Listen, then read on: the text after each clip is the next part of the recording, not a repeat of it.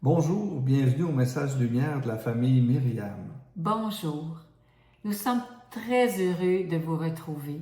Vous savez, le message lumière nous fait approfondir la parole de Dieu, ça nous fait grandir et c'est toujours une joie pour nous de vous partager les fruits de notre méditation du mois. On aimerait tout d'abord vous chanter le refrain d'un petit chant de la famille Myriam. On fait ça ensemble. On Allez. fait son chant. Oui, d'amour, sans te faire attendre, sans délai, sans toujours comprendre.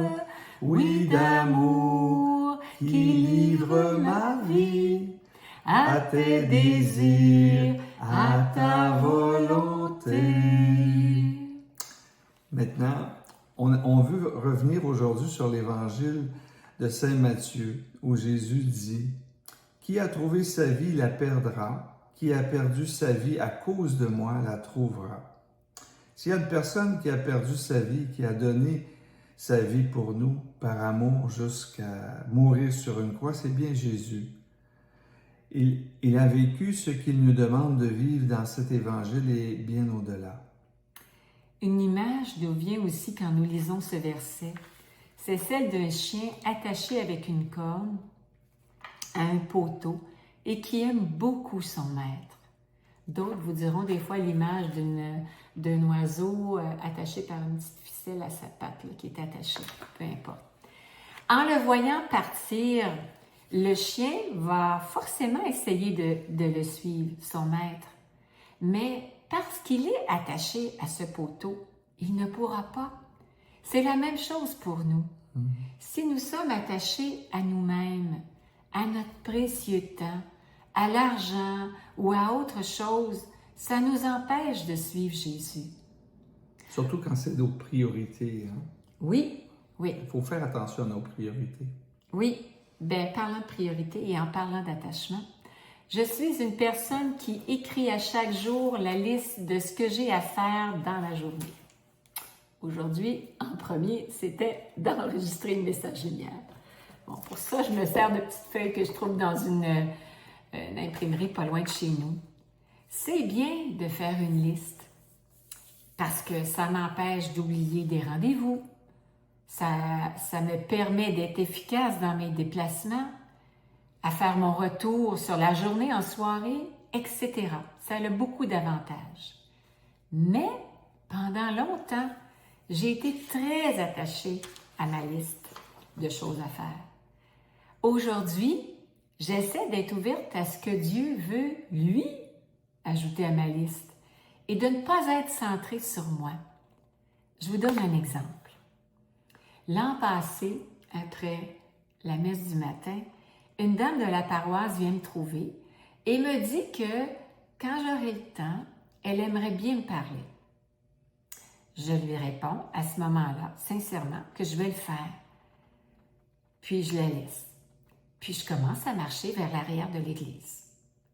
Et là, à l'intérieur, il me vient très fort, mais vraiment fort. Si tu ne le fais pas maintenant, tu ne le feras pas.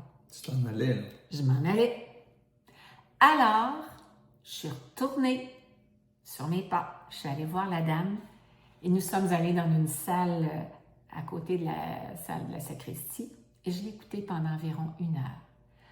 Cette dame qui vit seule ou à peu près seule avait tellement besoin de parler à quelqu'un.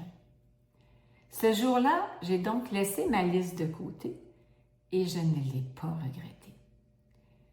Qu'est-ce que nous disent les traditions? Oui. Avant, il me venait un événement qu'on a vécu ensemble il y a quelques années ou plusieurs années. On était arrêtés chez une amie pour... on était de passage à l'île d'Orléans, puis on était arrêtés chez une amie qui s'en allait à un mariage. Ah oui. Puis là, on voulait juste se dire bonjour, on s'était pas annoncé rien, c'était comme ça, tout simple. Et elle arrête tout, elle prend son temps. Ben, j'ai dit non, il faut que tu t'en allais au mariage. Tu t'en allais. On veut juste te dire bonjour. Elle était toute habillée, il s'en allait là. Puis, imagine-toi que cette dame-là, elle nous a mis en priorité. Puis elle a pris du temps, puis elle a montré sa joie de nous voir et tout. Mais quelle quel exemple de vie qui nous a marqués tous les deux. Hein? En tout cas, moi, ça m'a parti. Parce qu'elle avait sûrement une liste de choses à faire cette journée-là. S'en aller à un mariage, c'était pas rien, là. Alors, l'exemple est bon. Alors, si on revient aux traditions d'intimité. Dans les traditions d'intimité de la famille Myriam, il est écrit pour le oui d'amour, je dis oui tout de suite. Je le fais parce que je t'aime, Jésus. Sœur Jeanne a écrit aussi, les oui d'amour nous préservent de l'esprit du monde où se multiplient les oui d'égoïsme. Une autre chose importante que je dois dire, c'est que je me suis rendu compte au fil des années maintenant que malgré le temps que j'avais passé avec la dame là, ce jour-là, j'ai toujours le temps de faire l'essentiel de ce que j'avais sur ma liste après ça. Puis à ce propos, il me vient une autre phrase de l'Évangile de Saint Matthieu. Quelle est-elle? Cherchez d'abord le royaume de Dieu et sa justice, et tout cela vous sera donné par surcroît. C'est comme si Jésus me disait, cherche d'abord la charité, l'unité, la communion, c'est ce que je veux. Et après, tout ce que tu veux faire dans ta journée, ce qui est important, tu vas pouvoir le faire. Oui, qui a perdu sa vie à cause de moi la trouvera. Et n'oublions pas, comme le disait Saint Jean de la Croix, qu'au soir de notre vie, nous serons jugés sur l'amour. Soyons sûrs que le Seigneur se souviendra de tous nos oui d'amour, de tous les événements où nous avons perdu notre vie à cause de lui. Là-dessus, au revoir. Et à la prochaine.